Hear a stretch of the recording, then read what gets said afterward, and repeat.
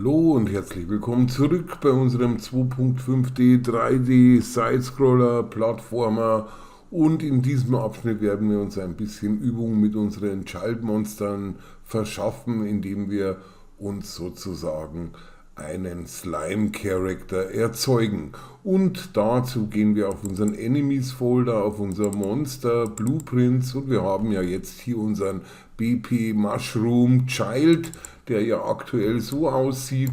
Das einzige, was er dazu bekommen hat, waren die Play Specials hier als Boolean, und im Construction Script werden wir diese Damage Box hier am Kopf sozusagen anpassen. So, und jetzt ist es sehr einfach. Wir können das ganze Child einfach duplizieren. Das heißt, wir machen hier ein Duplicate und dann nennen wir das Ganze eben nicht Mushroom, sondern wir nennen es in diesem Fall einfach mal Slime. So, das wird unser Monster Slime Child, und dieses Monster Slime Child benötigt jetzt lediglich ein Animation Blueprint. Das erstellen wir uns jetzt ebenfalls, bevor wir weiter mit diesem Blueprint arbeiten. Das heißt Animation, wir nehmen ein Animation Blueprint, und an dieser Stelle suchen wir mal nach Slime. Da haben wir ein Slime Skeleton, das können wir createn, und das wird unser Animation Blueprint underscore Slime. So, dann können wir das öffnen per Doppelklick, und jetzt muss ich es wieder vom anderen Bildschirm rüberziehen, und da haben wir es auch schon. So, jetzt können wir uns auch das ABP Mushroom öffnen, und an der Stelle würde ich einfach die zwei Sachen kopieren, Steuerung C, ich gehe mein Slime rein, Steuerung V, und zwar im Animation Graph. Wenn er bei dir nicht da ist, hier drüben kriegst du ihn per Doppelklick auch auf der linken Seite, und dann verbinden wir das Ganze hier mit dieser Output Pose. So, jetzt müssen wir nur noch im Random Sequence Player natürlich den Mushroom entfernen. Da brauchen wir natürlich jetzt einfach mal einen Slime Walk und einen Slime Run, falls es das geben sollte. Und da suche ich mal nach Slime. Und da gibt es natürlich wieder mehrere an der Stelle. Slime Walk Left, Slime Walk Anim. Jetzt habe ich ja nur noch die eine zur Auswahl, weil ich habe mich ja von den Low Polys getrennt. Die liegen jetzt alle im PBR-Verzeichnis, kann ich also beruhigt integrieren. Und jetzt brauche ich noch einen Slime Run oder was ähnliches, was es halt gibt. Ansonsten müssten wir im Content Browser einfach mal nachschauen. So, da haben wir hier Slime Walk und Run. Hier gibt es eine Slime Run Annie.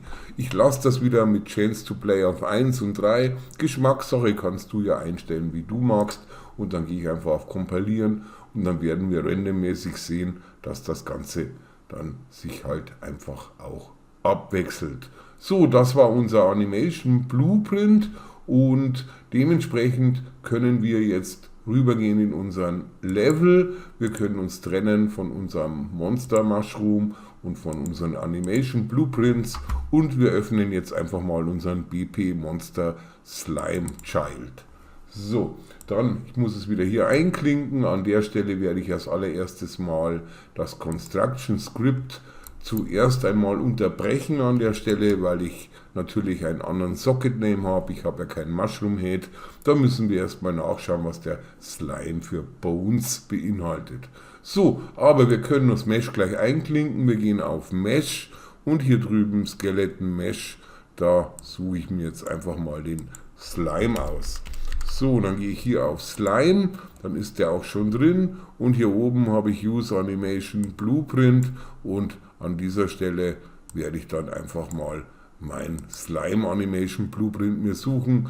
Das ist mein ABP Slime, hier ist es auch schon. Dann können wir das einklinken und dann auf Kompilieren, und wenn wir es uns anschauen, dann sehen wir auch schon, dass das Ganze sozusagen wieder randommäßig abgespielt wird.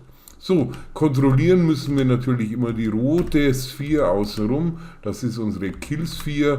Falls unser Mushroom da praktisch drüber rollt, soll es auch den Gegner killen. Das heißt, das rote muss natürlich, diese 4 muss größer sein wie unsere Capsule. Das ist ja die Geschichte hier. So, dann schauen wir nach, wie das drin liegt. Ich schaue es mir mal von Left an. Das heißt praktisch so. Und man muss jetzt hier nicht immer oben natürlich das Realtime ausschalten. Man kann hier unter Mesh natürlich auch hier drüben unter Animation gibt es einen hübschen Knopf, einen Boolean, Pause Animation, also Pause Animation.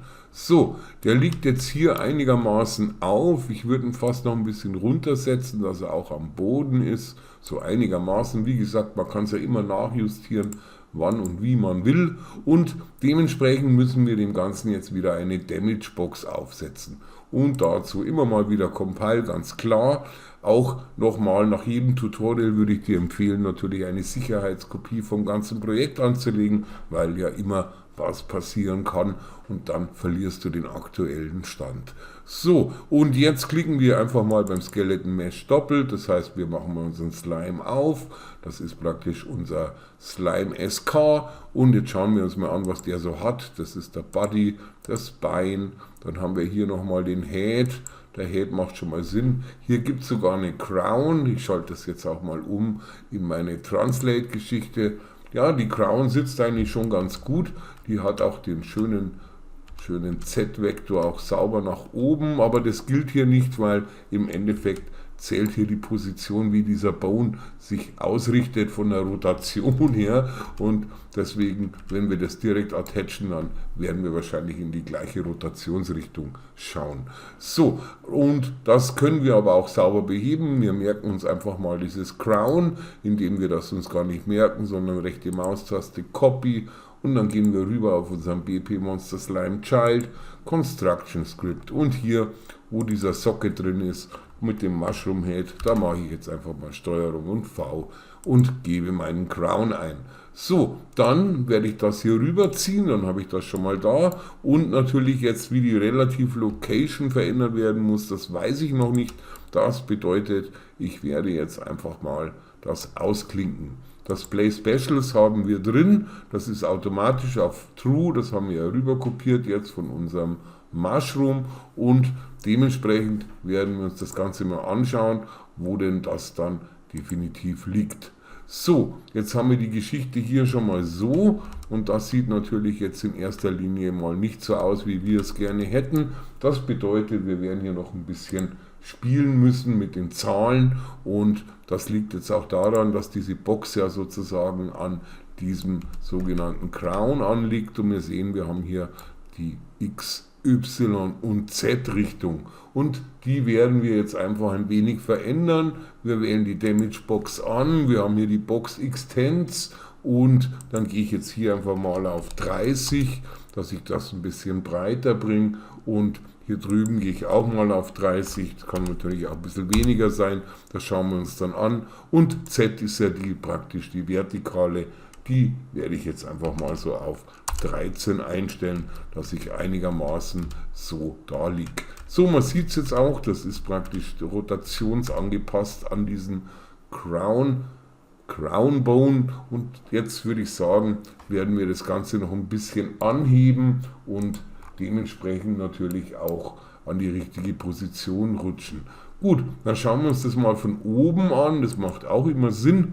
Das heißt, wo sind wir denn hier eigentlich? Hier sind wir, das bedeutet für uns, wir sitzen eigentlich relativ zentriert drauf, das ist schon mal ganz in Ordnung. Dann würde ich sagen, heben wir das Ganze einfach mal an und zwar müssen wir es anheben, wir sehen es gleich nochmal, Damage Box, das wäre ja sozusagen die Z-Achse jetzt hier, also hier kann man nicht ziehen, das bedeutet, wir machen das im Construction Script und wir haben natürlich jetzt die alten Werte vom Mushroom drin, ich mache jetzt das mal auf 0 und bei Z gehe ich jetzt einfach mal zum Spaß oder testweise mal auf 30 nach oben. Natürlich muss ich das Ganze verbinden und dementsprechend kompilieren und dann kann ich mir das im Viewport einfach mal anschauen.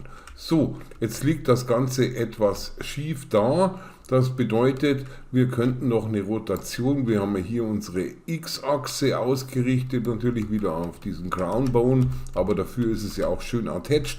Das ist ja das Wunderbare dran, dass man das auch ans Child vererben kann. Und dann würde ich diese sogenannte X-Achse einfach ein bisschen noch rotieren lassen und zwar gegen den Uhrzeigersinn in dem Fall. Und das machen wir dann mit einem zusätzlichen Befehl, das heißt, hier ziehen wir einfach ein bisschen weiter rüber und dann dementsprechend können wir hier rausgehen und dann sagen wir einfach mal relative rotation nennt sich das Ganze, das haben wir hier. Und natürlich ebenfalls von der Damage Box, wir könnten das jetzt hier runterziehen und hier rüben wieder rein, aber ich mag es lieber ein bisschen sauberer, damit man es ordentlicher lesen kann. Ich ziehe mir die Damage Box einfach mal hier nochmal mit dazu. So, dann habe ich hier meine sogenannte relative Rotation mit dazu. Und was wollte ich? Ich wollte in X-Richtung ein bisschen drehen, zum Beispiel so um minus 20 Grad.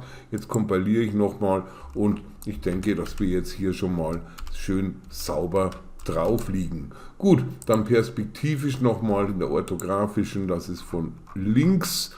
Wir könnten es eigentlich noch ein wenig rüberziehen. Das müssten wir natürlich uns jetzt anschauen, was wir hier für Achsen haben. Das wäre jetzt hier sozusagen die Y-Achse.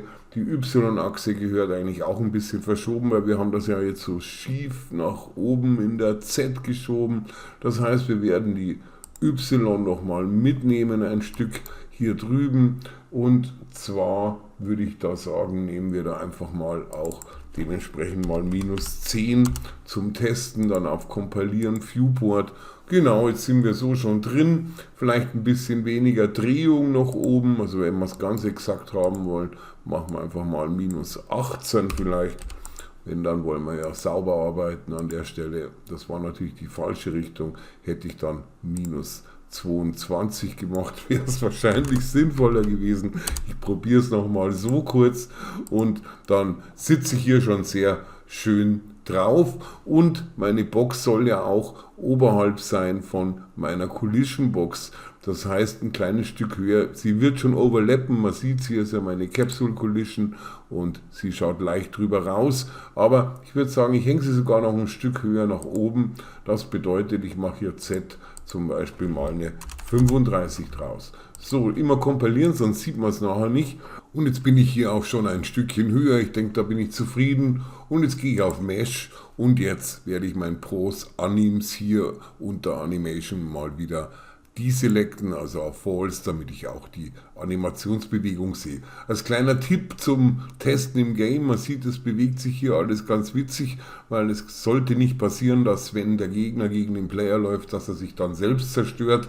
Man kann die Damage Box einfach wie jedes andere Element oder wie die andere Komponente einfach mit Hidden in Game einfach mal auf False setzen und dann würde man in der normalen View im Level auch diese Box sehen und dann kann man das besser noch tunen. Also das würde ich mal empfehlen, dass wir das einfach mal Hidden in Game auf False setzen zum Testen. Und was wir jetzt natürlich noch auf jeden Fall machen müssen, das sind unsere Animationen. Ich schalte mal wieder um auf die Perspektive und jetzt gehen wir auf unseren BPC, auf unseren Komponenten, unseren selbstgeschriebenen und da werden wir jetzt einfach mal die Geschichten einklinken. Ich muss jetzt mal Expand All machen und dementsprechend habe ich ja hier meine Arrays schon zur Verfügung, aber wir haben ja durchkopiert, das heißt, ich habe hier überall meine Mushrooms drin. Das bedeutet, ich lösche mir die jetzt einfach mal raus und dementsprechend Attack haben wir hier noch nicht bei diesen beiden Varianten und dann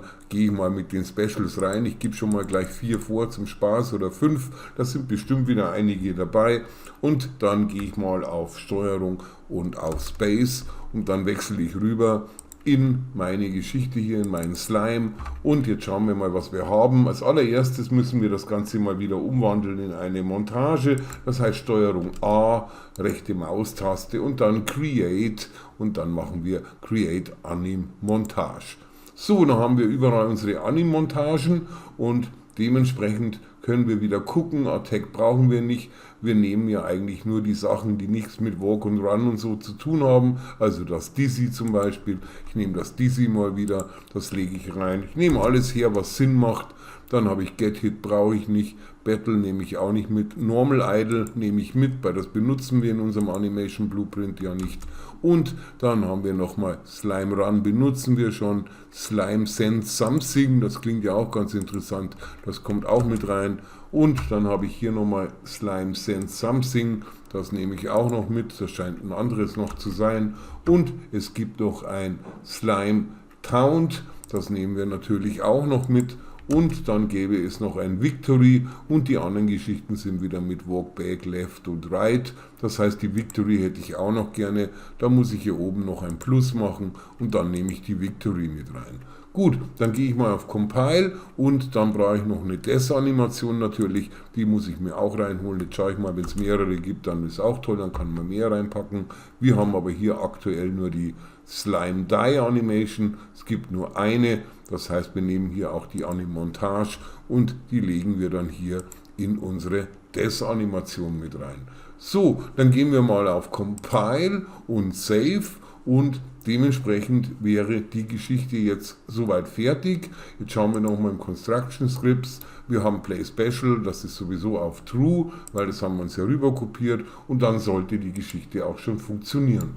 Gut, dann werden wir das Ganze jetzt gleich mal testen. Wir gehen auf unseren Level. Und jetzt gehen wir hier auf Blueprints, einen Ordner zurück und dementsprechend werden wir hier einfach mal so einen Slime mit reinlegen. So, ich lege den mal mit rein, der wird wie immer dementsprechend, ich ziehe ihn mal höher, dann die Ende-Taste, damit ich den sauber positioniere und hier drüben nicht vergessen unter Location die 500 aus einem Grund, den ich nicht wirklich verstehe, weil ich ja meine Supergrid-Boxen auch perfekt positionieren kann. So, das wäre jetzt der Slime und wenn wir jetzt playen, müsste er genauso reagieren wie alle anderen. Die müssten sich auch gegenseitig sehen, das tun sie auch. Wir sehen jetzt auch oben, wir haben ja das Hidden in Game, das haben wir auf False gestellt. Das heißt, hier oben ist auch die Hitbox von unserem Slime. Der macht jetzt auch hoffentlich andere Animationen ab und zu. Wir haben ja das aktiviert. Ein bisschen warten, jetzt sehen wir mal, was er so macht. Jetzt kriecht er. Ich werde mal schauen, ob er da auch was ändert. Ja, genau, jetzt macht er so ein Look Around. Also das funktioniert auch und wenn ich oben drauf springe, dann stirbt er und dementsprechend kommt diese Animation ja wieder, weil wir das noch mit dieser Loop-Geschichte in unserer Animationsmontage einstellen müssen. Und das machen wir jetzt gleich mal. So, dann gehen wir auf Content, wir gehen wieder auf unser Monster, wir gehen auf unsere Animationen, PBR, dann gehen wir auf unseren Slime und jetzt suchen wir uns die Die-Geschichte raus. Und zwar hier haben wir Slime Die Montage und wenn du dich erinnern kannst, wir machen hier einfach rechte Maustaste, New Montage Section und die nennen wir einfach Loop, weil es Sinn macht vom Namen her und dann dementsprechend hier drüben bei Loop auf Loop und dann loopen wir am Schluss. Der zuckt jetzt ein bisschen, bis er explodiert oder wahlweise kann man natürlich auch das ganz nach hinten tun, dass er dann einfach stehen bleibt auf dem letzten Frame.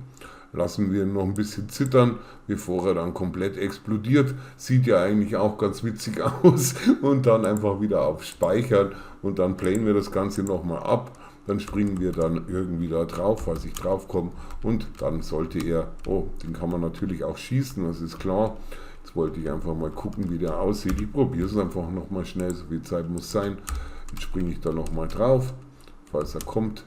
So, und dann müsste er so zusammenzucken und dann kann ich ihn noch auf die anderen schießen, die praktisch dann sozusagen auch getötet werden.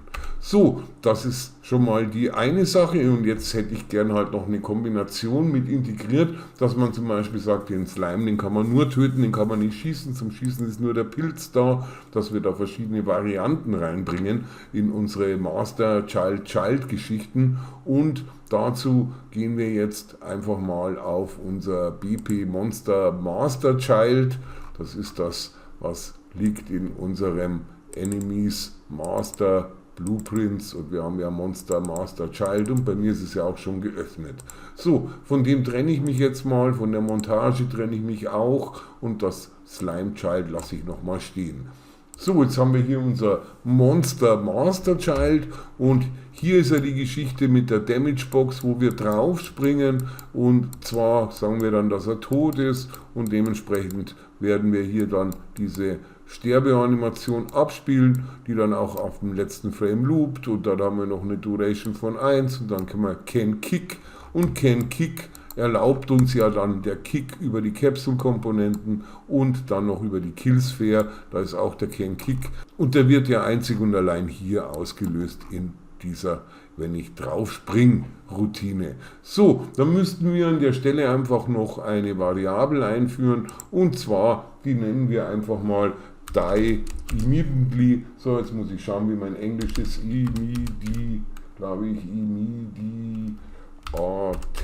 Genau, die immediately, das wäre jetzt einfach so meine Idee, sofort sterben. Du kannst auch sagen, stirb sofort, egal wie rum. Und dann dementsprechend werden wir nach dem Delay das Ganze hier einfach mal einsetzen. Das heißt, ich schiebe das rüber, dann mache ich hier einen Branch rein und dieser Branch entscheidet dann, ob das Ding kickbar ist oder nicht. Und dann haben wir hier die immediately und diese Variable ist zu Beginn jetzt einfach mal auf false, sodass das Ganze eigentlich immer erstmal kickbar wäre. So, wenn die immediately true ist, dann soll er sofort sterben. Das bedeutet, wir werden das von true auf false runterschieben, weil wir wollen ja dann nicht sofort sterben. Und ansonsten werden wir hier einfach mal ein destroy Actor einführen und schauen, wie das Ganze aussieht. So, dann haben wir hier eine die immediately Geschichte mit drin und die müssen wir natürlich jetzt integrieren. Die ist defaultmäßig, ist die auf false. Das heißt, in unserem Mushroom müssen wir nichts tun, aber in unserem Slime müssten wir jetzt einfach sagen, dass die immediately Geschichte eben sozusagen auch aktiv wird. Und dazu werden wir uns wieder eine Variable anlegen, so wie wir es auch schon beim Mushroom gemacht haben. Und die nennen wir jetzt einfach mal ich nenne es jetzt directly.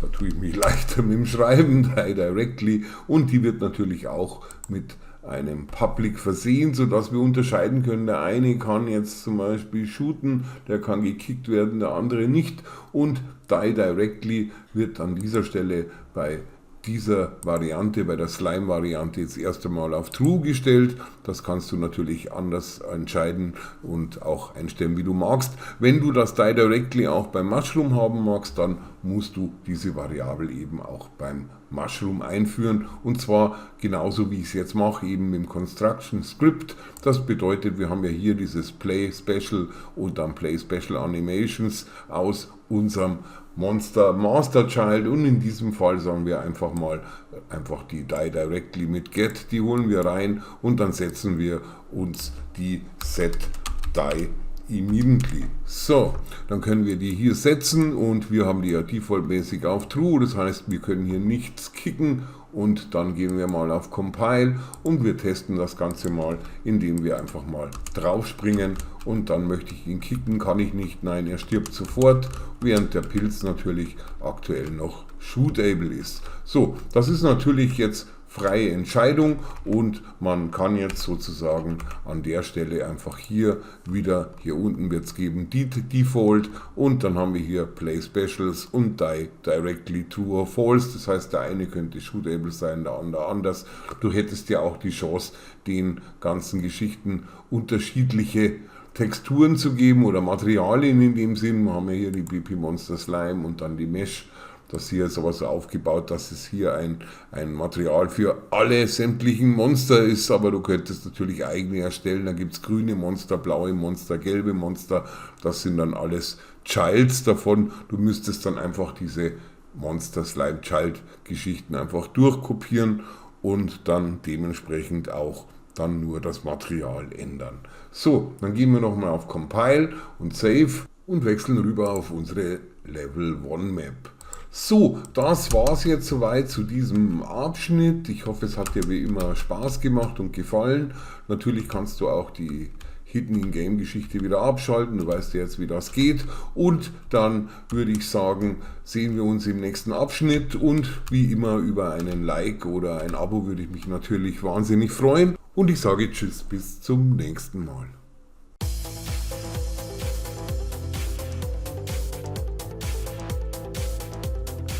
Also haut rein, bleibt cool und bleibt am Ball. Tom verabschiedet sich. Bis zum nächsten Mal. Bei Fragen und Anregungen wie immer unter dem Video einen Kommentar hinterlassen. Und bitte nicht vergessen, ein Like und ein Subscribe, wenn es dir gefallen hat.